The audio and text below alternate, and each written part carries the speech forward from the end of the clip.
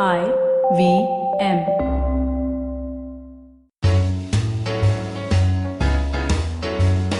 Hi, I'm Satyajit. Hi, I'm Rachita. Welcome to Paperback by the Open Library Project. We have as our guest today Nirbhay Kanoria. Nirbhay is the co-founder of The Curious Reader. In the first half of the episode, we discussed 21 Lessons for the 21st Century by Yuval Noah Harari. We discuss how Nirbhay is balancing his day job in the pharmaceutical industry and his passion through The Curious Reader. In the second half, we discussed The Land of Seven Rivers by Sanjeev Sanyal, The Subtle Art of Not Giving an F by Mark Manson, 0 to 1 by Peter Thiel, and Born a Crime by Trevor Noah. Happy listening.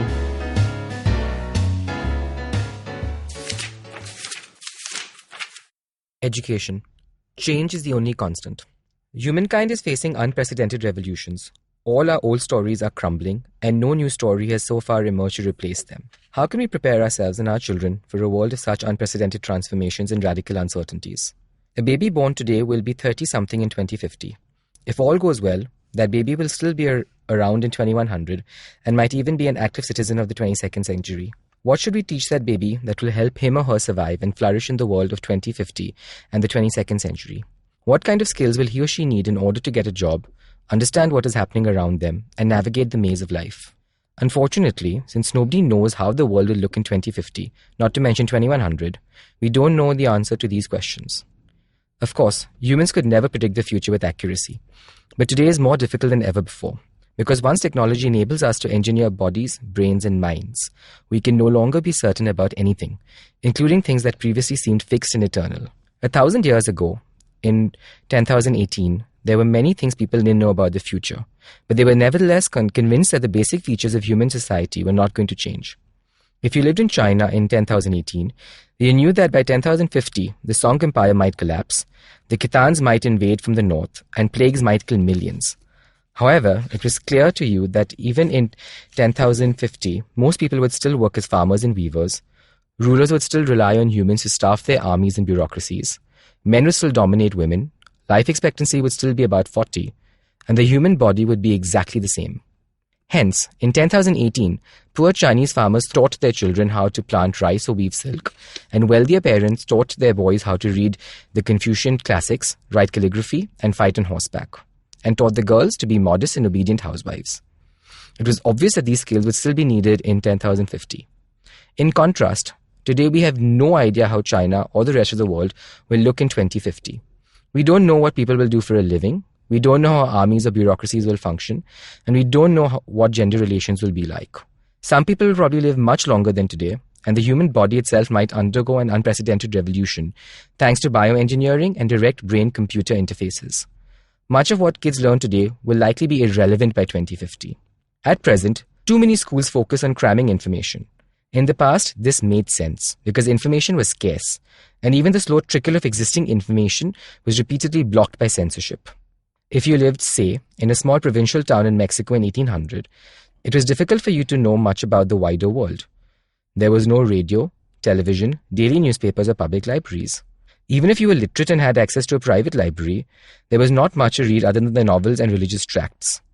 The Spanish Empire heavily censored all text printed locally and allowed only a dribble of vetted publications to be imported from outside. Much the same was true if you lived in some provincial town in Russia, India, Turkey, or China. When modern schools came along, teaching every child to read and write and imparting the basic facts of geography, history, and biology, they represented an immense improvement. In contrast, in the 21st century, we are floored by enormous amounts of information, and even the censors don't try to block it. Instead, they are busy spreading misinformation or distracting us with irrelevancies. If you live in some provincial Mexican town, you have a smartphone. You can spend many lifetimes just reading Wikipedia, watching TED Talks, and taking free online courses. No government can hope to conceal all the information it doesn't like. On the other hand, it is alarmingly easy to inundate the public with conflicting reports and red herrings.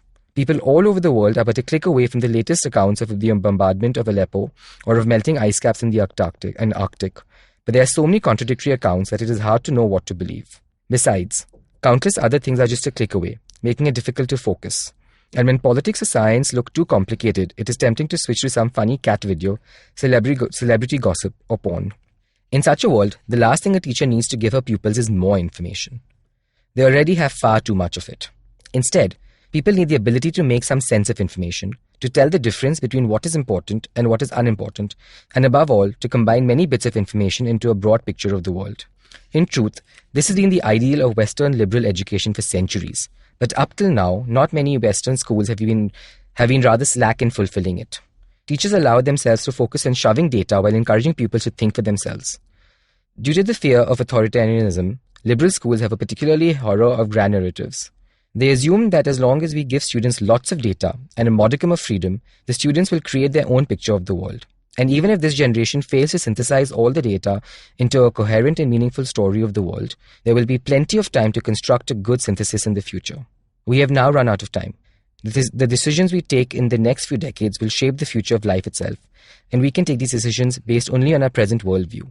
If this generation lacks a comprehensive view of the cosmos, the future of life will be decided at random. Thank you, Nirbhay Kanoria. That was an extract from the book 21 Lessons for the 21st Century by Professor Yuval Noah Harari. We'll be right back after this to discuss the book in further detail. Hello everyone, I'm Zain. I'm Avanti. And welcome back to a brand new season of Marbles Lost and Found. A show on mental health and its stigma, and we're kind of making it an open conversation. Pretty much, yeah. And we're really, really excited about this season because we have a number of guests on and we'll be talking about things like addiction, grief, children and mental health. Exactly, children and mental health. And our listeners have also written in Yeah, this time. Yes, and we have an episode dedicated to that. Yes, and guys, thank you so much for writing and we really, really appreciate it. And we're really excited for you to tune in on Tuesdays on the IVM website or app or wherever you get your podcasts from. And you can find Marbles Lost and Found on Facebook, or you can find Marbles Lost and Found on Instagram as well. The handle being Marbles Podcast India. Can't wait for you to tune in. Thank you very much. See you guys soon. Welcome to Paperback by the Open Library Project. I am your co-host Satyajit, otherwise known as Onion Knight in most food circles. I'm hosting this podcast with my co-founder at the Open Library Project, Rachita Sharma. Hi guys, my name is Rachita. I'm an ex-banker, social impact entrepreneur, podcaster, writer, publisher, and inveterate learner. The Open Library Project is a curated library service which is offered to corporates on a subscription basis, where we set up a library at your space according to your company's learning requirements. The idea here is to create value, build a knowledge community, and encourage a growth mindset amongst our members. Today we have with us on the show Nirbhay Kanoria. Nirbhay is the co-founder of thecuriousreader.in, an online literary magazine. Its aim is twofold: to create a reading community in India, and the second to promote Indian writers and authors. Welcome to the show, Nirbhay.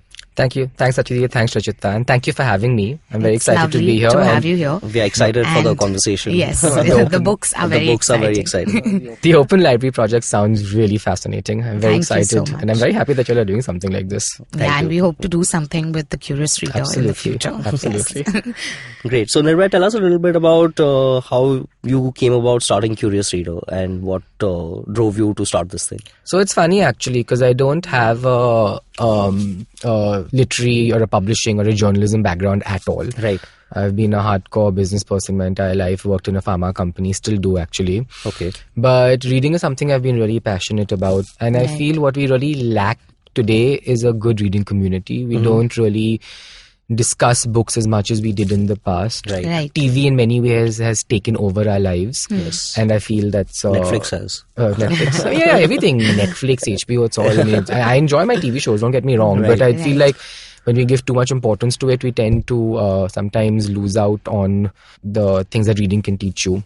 So that's why my co-founder is also my cousin. Okay. We decided to do something together to really push and work with the reading community in many ways. A big passion for us is Indian authors and writers. We feel they don't get their due. Absolutely. It's very hard for them to get their work out there. Even when they do, they get no publicity, they get no marketing, and it's very, very hard for them to really reach the kind of recognition which they deserve. Right. Yeah. So we make it a point, if we're doing a book recommendation list, we try to make sure that there's some Indian representation in the list.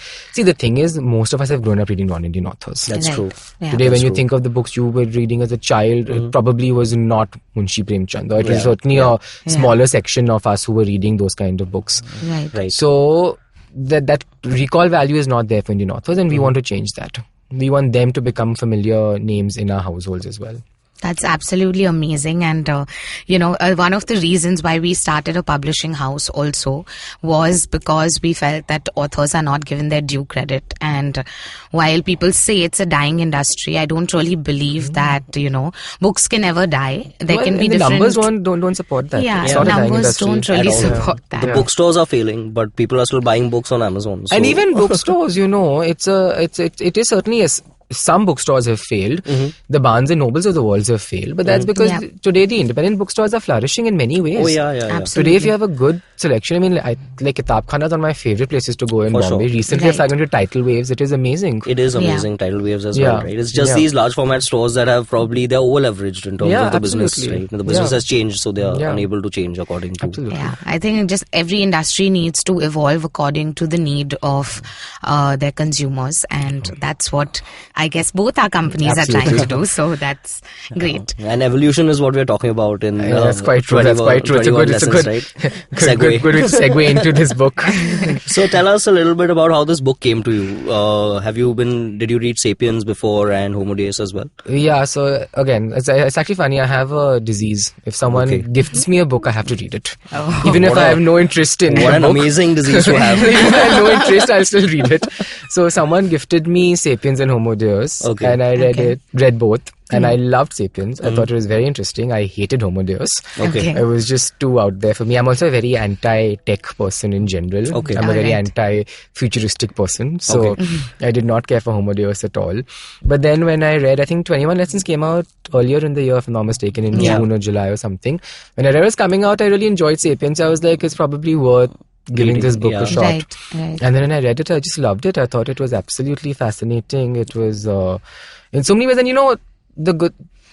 Sapiens was very retrospective. Right. It's great. It's a history of the evolution of humankind, and it was interesting. This book really makes you think a lot more because it doesn't give you any answers. It's not that saying, okay, this is how you need to think about AI, or this is how you need to think about education. It's just that this is what the situation is. True. You should know this, and what do you want to do about it? Yeah. And that's really what appealed to me in the book. Yeah. So it's amazing because we had the chance to meet Professor Harari when he was here in December. He gave a lecture at Taj Lansing. So we had a chance to meet him before the lecture. Oh, nice. The press conference, and we had about a half an hour interaction with him. Everyone was asking him questions, and it was about this book. It was about this book, and it was quite enlightening, listening to his point of view in person, because some of the questions that were asked were so irrelevant, but he brought it back so well. So one of the questions that was asked to him was, where are the aliens? Right? So the answer he gave to that was amazing. It was really stuck with me. He said that, if there was a secret conspiracy to keep this alien thing under wraps, then the scientists who are doing it are the most ethical people that exist on this planet, because they are not getting paid any money right now to keep this. They're not getting any money in their profession. They don't make a lot of money, right? It's easily corruptible. So, among many other things, we discussed that, along with, the future. And one of the things he said that we need to decide as a species, do we want our EQ to be higher or our IQ to be higher? That's so important in today's time, especially. Yeah. I think to me, when it came to the future, I think what spoke to me the most in this book, and then actually he's done a couple of videos also on this, I looked them up after I read the book, was the concept of adaptability. Right. It's about 50 years ago or even 30 years ago, if you studied brain surgery, if you studied to become a neurosurgeon, you probably would be a neurosurgeon for the rest of your life. Now that's not guaranteed anymore. Absolutely. Today it's so it's about how adaptable and how willing you are to re-educate yourself even every 10 years. And he has a great example in this where he talks about 50 years ago, when it comes to low-skill laborers, they could easily switch between. Today, if someone was working in a garage, he could easily become a cashier as well. Right. Both didn't really require much training. But today, someone working in a garage cannot become a drone operator. And that really got me thinking that today, when you're talking about the future generation, I feel today maybe we to some extent are set a little bit in our ways, and it's harder for us. But today, for the future generation, if we can somehow teach them this adaptability, that is fascinating. I mean, that can actually change the way they think and the way they behave completely. That's so true. And I think there are two factors that Professor Harari repeatedly says, and I think they really, really stand out for me, are one is that we are in this knowledge illusion, that we feel that we are way more educated and way more intelligent than people from our past generations. But because we have access to so much data and we have a lack of, better choices, we're just actually much, much less knowledgeable than we were before. And he also says that one of the major things that needs to change in our education system is that we need to teach, like you read in the extract, you need to teach students how to think and not what to think, because what will happen in 2050 is something we don't know. But if we teach them how to think is the right direction ahead. Absolutely. So and I think, asking the right questions. And I think, to some extent, I'm seeing that change in education system, but I think we're a long way to go. Yeah. Definitely. We still have a concept of rote learning. We still have a concept of, you will learn ABC in this way and this way only. You will learn in first standard, you have to learn this, second standard, you have to learn this, third standard, you have to learn this, all the way up to when you graduate and you go to college. And today you can't. Today you need to let children have that. And I feel because today I would probably be a lot better. Today when I switched, or rather when I started doing Curious Reader along with my pharma thing, it was a lot to take, right? Today pharma is a very traditional, structured, conservative industry. Yeah. Curious Reader is an online web magazine. A, I knew nothing about the space to begin with, and B, it is literally like every day I'm learning something new. And that concept to allow myself to be so open to learning something all the time and changing the way I'm thinking. That itself was such a big I don't want to say task, but such a big, an effort on my part. That today, if we can train our children to be like that from the beginning, that today you may have spent 10 years learning something, year 11 is completely irrelevant, start over. And they can start over like that. Yeah. That's the best lesson we can ever give them. I feel that consumer technology, like the technology we have in our hands and our phones and our laptops and wherever, is just so liberating in terms of you don't need anything else. You need a high-speed connection and you need an Android phone to be connected to the rest of the world, right? And like you read in the extract rightly, that information has become so easy to access. So that's why we have an overload. But and the time span has gone down. We have the overload, attention and span to consume. If we try to consume too much, right? But if you try to take that in a positive way, today, why would I or my child or anyone need to know the exact date of the Battle of Plassey? You don't, right? You don't. It's a 5-second Google search. But no. We must learn those dates. You must recount when Lord Mountbatten came to India. The Battle of Panipat was fought. Exactly. Date. It's irrelevant now. So today we need to really move on. And that's what I loved about this book. It didn't tell you then move on. It just said that this is the situation, now you think what you want to do. What you want to do. You don't want to move on, you'll be stuck in this situation without being able to evolve. Like I always say that we used to use our brains as the hard disk space of, like if you compare our brain to a computer, but we should be using it as the RAM, as a memory, right? You don't need to know all this information by heart anymore because it's accessible at a click. So it's great for a vanity level. You sit down with people and you be like, oh, ye hua, that happened, and I can quote this number. It's great for vanity, but in terms of practical purpose, it serves nothing. Right. Absolutely, yeah. So, and I totally understand the point that you mentioned, that when you have to do your the balance between pharma and being an online web magazine, and I have done a similar thing in my life of switching from a very, very organized banking industry to trying and the chaos of a startup. Chaos of a couple of startups. So I think adaptability is something that this book really teaches you, and that's what really helped me as well. Absolutely. And the importance of it, like how really, you need to be adaptable in today's day and age. Yeah, and for me, another thing which I loved from the book is, so as I said in the beginning, I'm a very anti-tech, and I have this big thing that AI is some sort of big bad thing out there, Terminator is going to come to be. No, but again, when I read this book and I was like, if you think about AI, it is not necessary that AI is going to replace all of human jobs or humanity. Right. Yeah. It's today, in fact, and he gives some lovely examples in this. Today, if you take the military, the US military, you need one pilot. Yeah. You think, okay, the pilot can be replaced by a drone. Right. Yes, he can. But what about operating the drone? It needs to have something like, I think, if I don't remember exactly, but I think he said 18 people behind just the operation of the drone. Okay. And another 80 people are required to analyze the data from the drone. Oh. So you're talking about, you are replacing one job, but you're creating like 20 other jobs. 90 other jobs. 90 other jobs. Yeah. So AI doesn't have to be treated like this big bad thing that's out to get to humanity. I mean, again, just look at it and see It's just the threshold for jobs has now, the intelligence threshold for jobs has been increased. That's a challenge for a lot of people who are, like in India especially, right, where a lot of the jobs were labor jobs before. And we still have this argument in the government and on the news every night saying that the jobs have gone.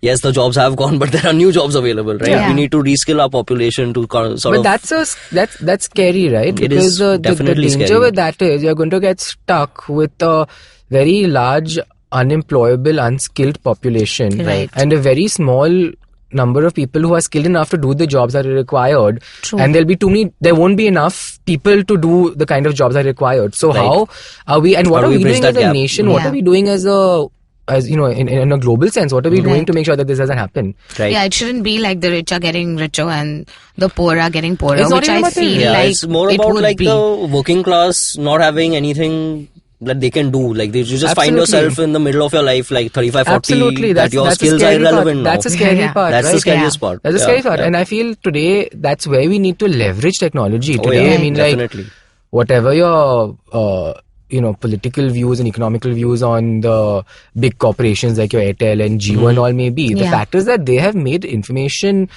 so easily accessible now that if you leverage that and actually train people in the correct way, they will not be unemployable. You can take that step today, not when it comes it needs to be done maybe starting 5 years ago. Absolutely. Should have started, but I mean, never too late to start, right? Another interesting thing which this made me think about is, and I don't know if I'm right about this hypothesis. I mean, it's not even a hypothesis, it's just some thoughts I had. That is the evolution of AI almost akin to immigration, when earlier people were scared that people from outside will come and take the jobs. Now there's technology will come and take is the the jobs. outside threat, right? So the aliens are the technology. Maybe the AI will unite humanity as a species to work better, right? We need an outside force to actually unite. Everyone unites against one big bad enemy. Exactly. But that's all part of the book. Don't think of AI as the enemy. Right. Yeah. On that note, we're going to take a short break and we'll be right back after this.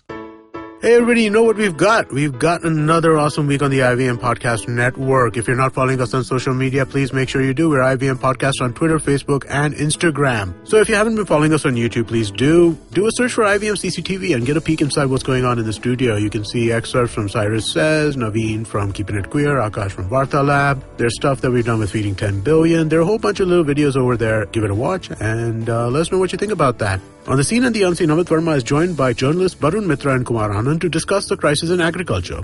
On Agla Station Adulthood, hosts Ayushi and Ritasha discuss various interpretations of beauty and also share some amazing skincare routines. On Feeding 10 Billion, Ramya and Varun talk to Dr. Sandhya Sriram of Shiok Meats about bringing cell-based shrimp to our restaurants. On 9XM Soundcast, Eva is joined by the incredible music composer duo Vishal and Shekhar. They talk about the process of creating a soundtrack and give their views about the remix trend in Bollywood. On the Edges and Sledges Cricket Podcast, Ashwin and DJ conclude the Ashes and talk about the failure of Indian middle order in the T20s. On the Kinetic Living Podcast, Coach Urmi shares a workout called Arc Planks on Tabata Tuesdays. On Thriving Thursdays, she shares a journey towards building kinetic living and the challenges that she faced. On Varta Lab, Akash and Naveen are joined by Shashwat Bulusu, a singer-songwriter from Baroda who is pushing the sonic aesthetic of guitar-centric laid-back pop. On Geek Fruit, Dinkar and Jishnu talk about pop culture that revolves around the apocalypse and tell us how they would ideally prepare for it. On Football Shutball, hosts Gaurav, Karthik and Siva bring to you the post-match reactions of their favorite fixture of the year, Manchester United versus Arsenal. That's no surprise to anybody. And with that, let's get you on with your show. Welcome back, guys. We still have with us Nirbhay Kanoria of thecuriousreader.in. Hey, Nirbhay. Hi. And the next book that we are going to be talking about now is The Subtle Art of Not Giving an F by Mark Manson. Right. An all-time favorite. I think everyone in my office read this book after they saw me. Of our guests on the podcast as well. I think when the book came out, like, it was almost not a single person I didn't know who had not either read the whole book or part of it, or spoken about, or started following his blog after reading, it just got like a crazy amount of press after the book came out. I think because it was not one of the regular preachy self-help, but it was more like, you know what, reality sucks sometimes and you should just accept it and sulk for a bit, then pick up your bags and move on. So my I really like way that. Of defining it is it's the best self-help book out there. Right. Yeah, absolutely. So what really stood out for you in the book? And, or your favorite part or something you can really Gosh, there was actually multiple things. I even wrote an entire article about it. I enjoyed it that much. But did you send the article to Mark Manson? I tagged him on a tweet. Oh, you tagged him. But no, so I think for me, the most interesting is because I feel especially in today's world, we're always about positivity. Right.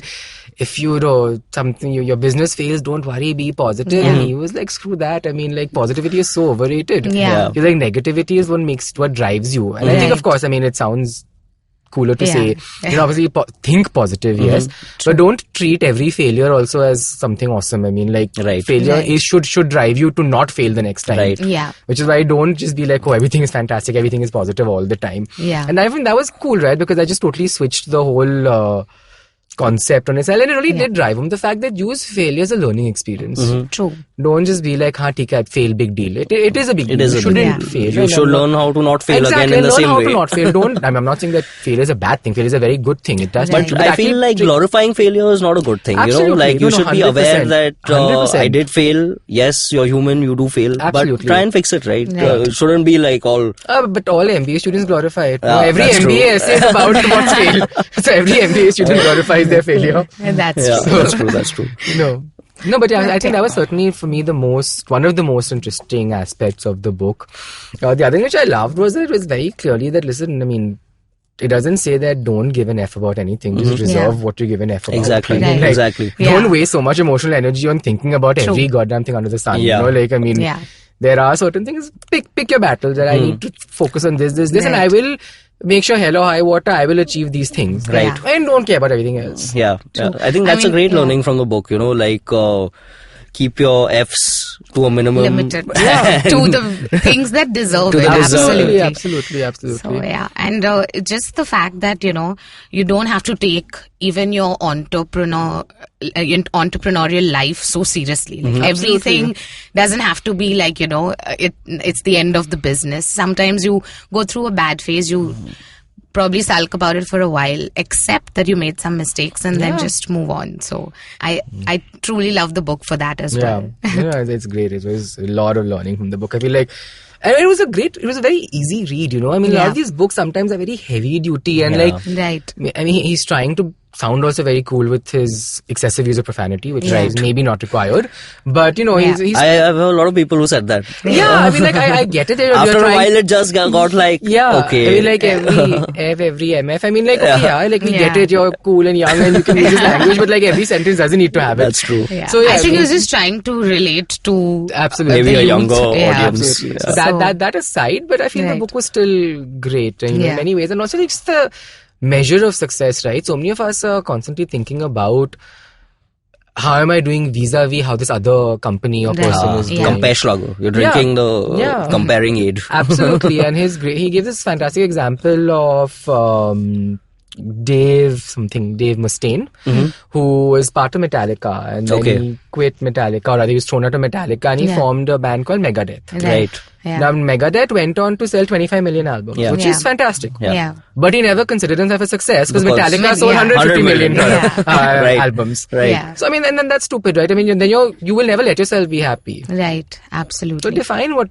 is success for you, right? I mean, I never define it by someone else's parameters. I know. I mean, like, you should define it by I'll be successful if I do this. So right? today for me, if Curiosity does hit a certain number of views, it's successful. For you all, irrelevant of if this other website has reached 100 times or 10 times. Times review or the New Yorkers hitting. I mean, that's fantastic. Good for them. That doesn't mean that I'm not successful in my own right.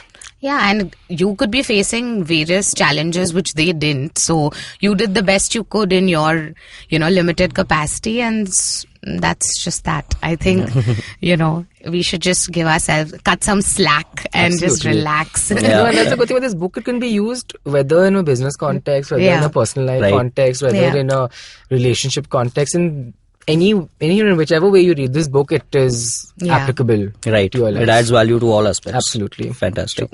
So who would you recommend this book to?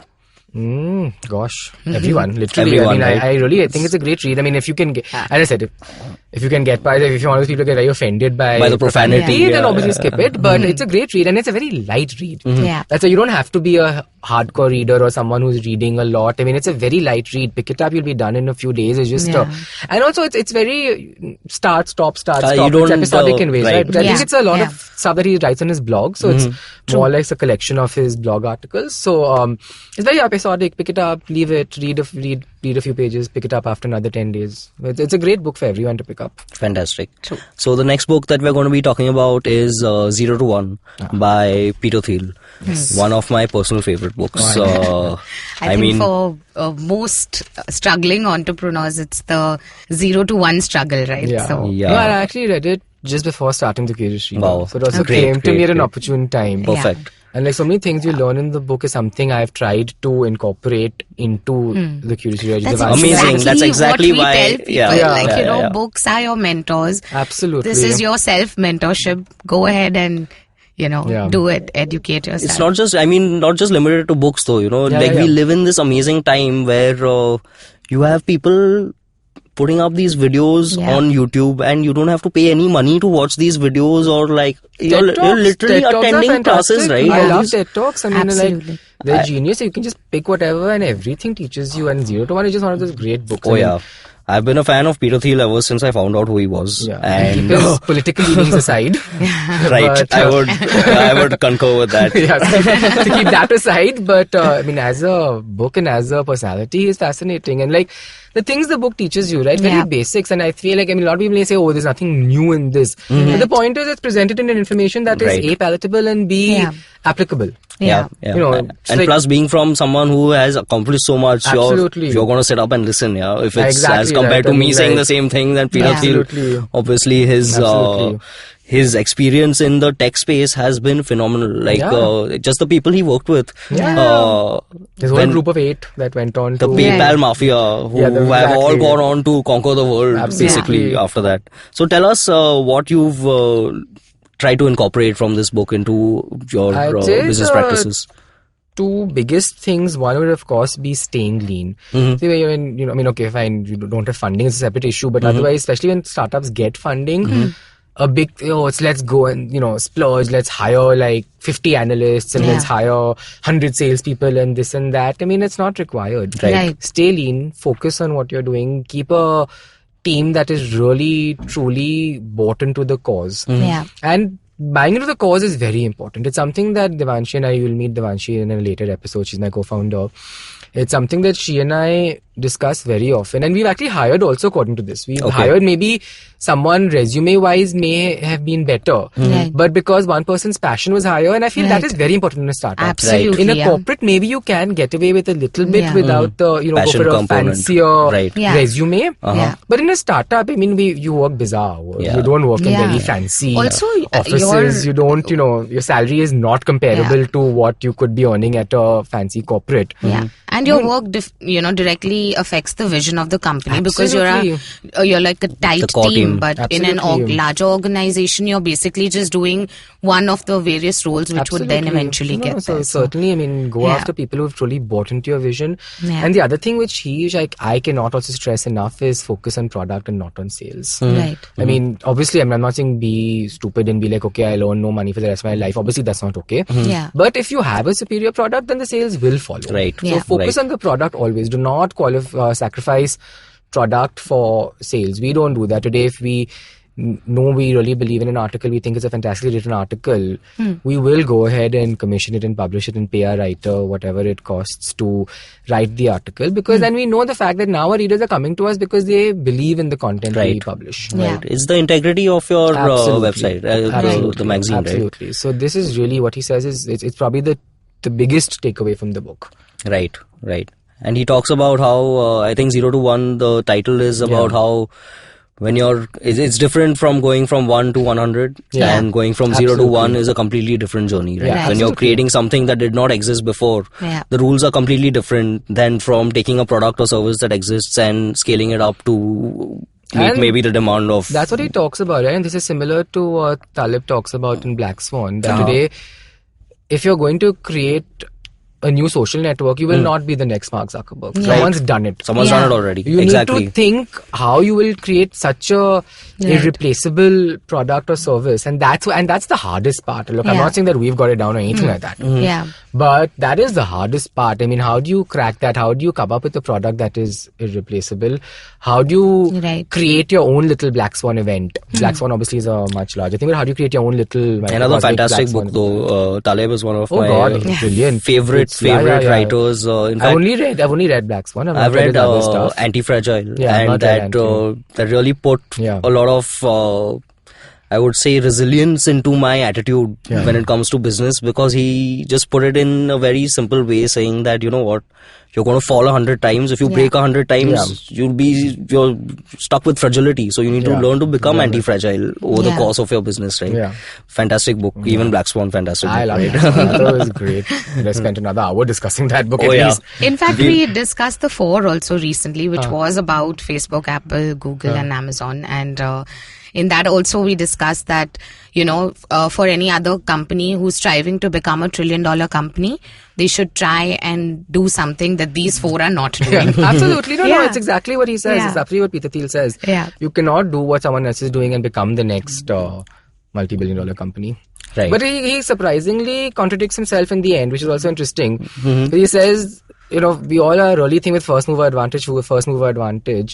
You don't have to have first mover advantage. Sometimes the people who come definitely don't. Third or fourth or fifth actually do better. Facebook is not the first mover. Adam Grant in Originals, he says it's not a first mover's advantage unless you can capture the market. If you fail to capture the market, it's a first mover's disadvantage, because everyone's seen you and they've seen everything you've done and they're doing it better. And then they raise more money and then they came and did it much better than you with 100 more people, right?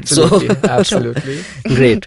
Fantastic book. I personally would recommend this book to anyone, 0 to 1. Right? Absolutely. I mean, anyone obviously, and certainly I'd say if you're starting off like in a startup, a business, please read it. It's also, I mean, you could, if you're in a corporate also, there's learnings for it. But for a startup, I'd say it's one of those have to like must reads for a startup. It's like part of the Bible collection. Absolutely. Great. So the next book that we're going to talk about is The Land of the Seven Rivers by Sanjeev Sanyal. So tell us a little bit, again, an Indian author, and so is this book special to you in some way? So, you know, I'd actually not heard about the author or the book. I know his Ocean of Churn is now after I read this book, I went and looked him up, and Ocean of Churn is considered fantastic. I've not read it, and I picked up his other book, which is India in the Ages. I'm forgetting the title. Anyway, so I'd heard nothing about the book. I was in Kitab Khana, which is one of my absolute favorite bookstores, and I was just whiling away a Sunday afternoon, and I saw this book. I was like, it looks interesting, and the title was really captivating, right? Land of Seven Rivers, a history of the geography of India. Now, I didn't even think, like, what is this? Makes no sense. What is this, right? And then I picked up this book, and I started talking to someone, and they're like, oh yeah, we read it, it's fantastic. And then I spoke to someone else, and they're like, oh, we read it, it's fantastic. I was like, if so many people have read it, why has no one recommended it to me? But no, it's great. I mean, it's in the lines of Sapiens, it's obviously retrospective. So I can't say that there's lessons to learn to go forward. I mean, obviously every book is a lesson, but, you know, tangible this thing there isn't there, but it's really interesting. I mean, it's definitely just worth reading. Just on the history and geography of the country. And to think about how the country's progress, and also, you know, a lot of our myth, and also like one big thing which I found really interesting in the book was he talks about if you take Ram's journey from Ayodhya down to Sri Lanka back, and he actually charted that the geography, the route he took, right? And it totally matches up with everything. So, for, you know, a small example he gives is that when he got the Vanarami in Kashkinda, Kashkinda is current day Hampi. Okay. The other integral thing is part of this monkey army was one black bear, Jaman. I don't know if you guys know this. So there was Jaman who was one black bear. Right next to Hampi is a black bear reserve.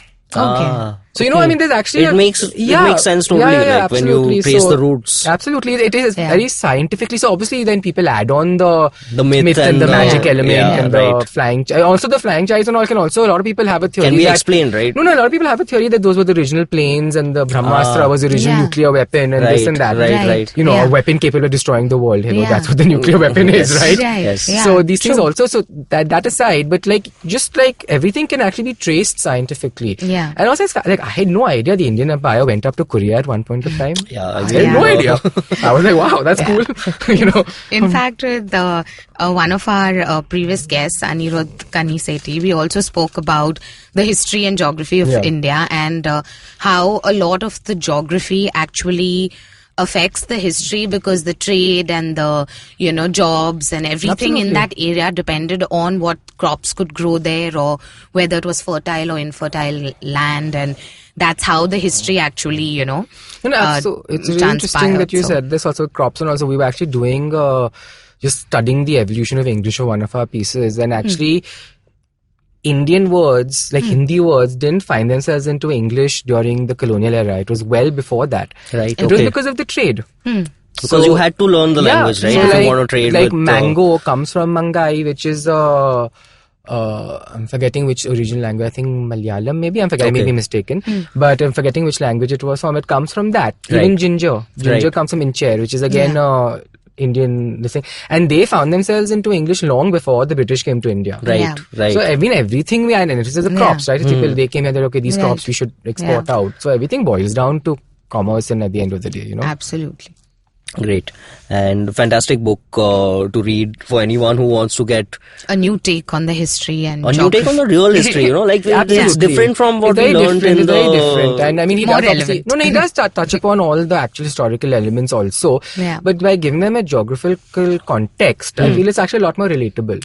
I mean, he's a simple thing. He breaks down why there's tigers in the east and lions in the west. Right. Yeah. It's just, it gives you so much more knowledge about your own country, and it's not written boring. I mean, you're not bored by reading. You're not like, oh god, another history book. I mean, which is very basic. And today, the tiger is a national animal of India, but lion was a lot more popular back in the day. And now the lions are in one little tiny corner in Gir and almost dying. But so why is that? He breaks down so many things about our country, which is fantastic. It's great. Fantastic. So anyone who wants to know more about your own country, absolutely, should pick up this book.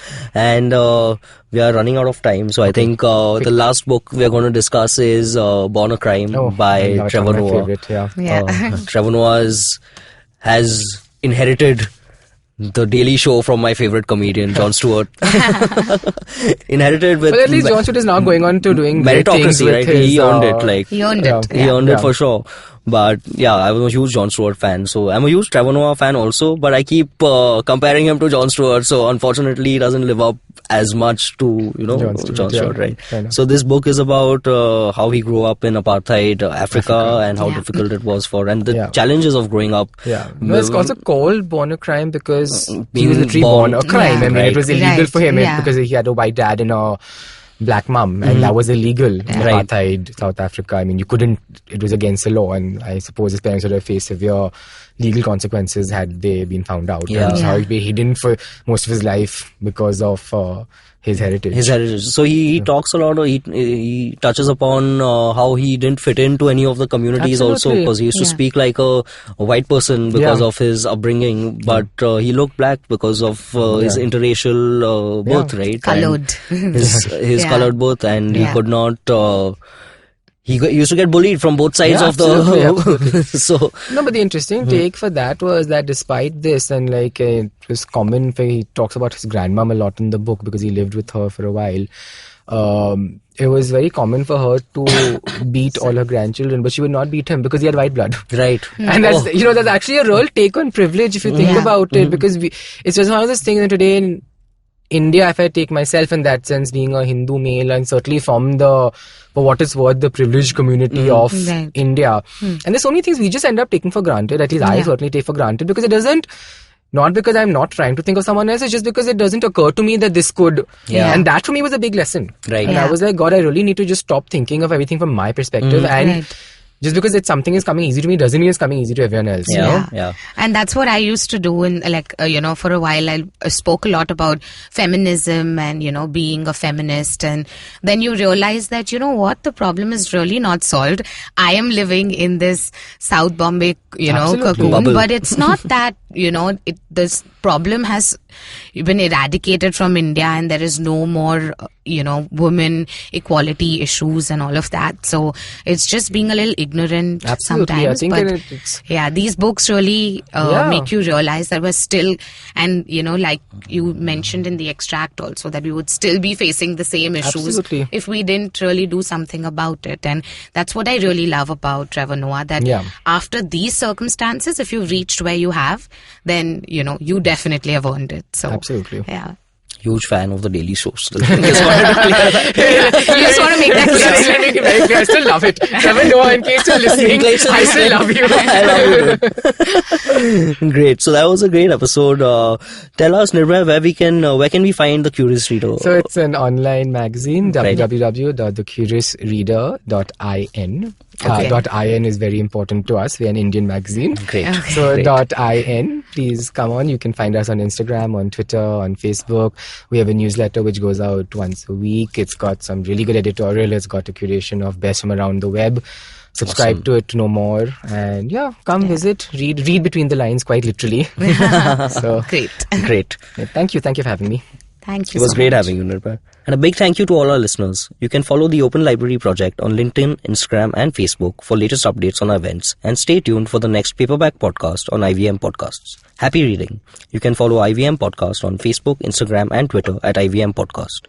Listen to Paperback on the IVM Podcast app, website, or wherever you listen to podcasts.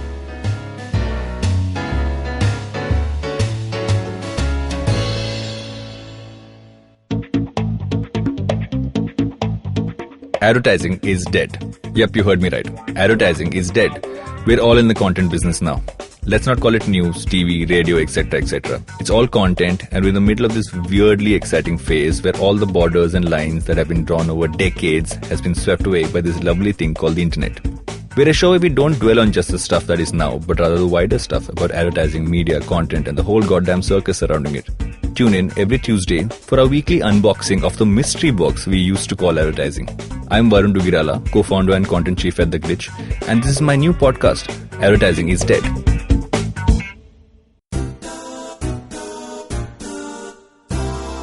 माणसं गोलगप्प्यासारखी असतात. Hi hello करताना वेगळी आणि बोलताना वेगळी आणि गप्पा मारताना वेगळी, मित्र झाली की वेगळी आणि शत्रू म्हणून वेगळी, थोडक्यात दिसणारी वेगळी आणि असणारी वेगळी, कधी आंबट, कधी गोड, कधी तिखट, तर कधी चमचमीत आणि कधी कधी हॉट अँड स्पायसी सुद्धा. आणि म्हणूनच गप्पा सॉरी गोल गप्पा विथ तृप्ती खामकर फक्त तुमच्यासाठी दर बुधवारी IVM पॉडकास्टच्या ऍपवर, वेबसाईटवर किंवा युट्यूब चॅनलवर सुद्धा ऐकू शकता. तुम्ही आमचा पॉडकास्ट वेगवेगळ्या पॉडकास्ट प्लॅटफॉर्मवरती ऐकू शकता. फक्त सर्च करा गोल गप्पा विथ तृप्ती खामकर आणि आमचा पॉडकास्ट ऐकत राहा.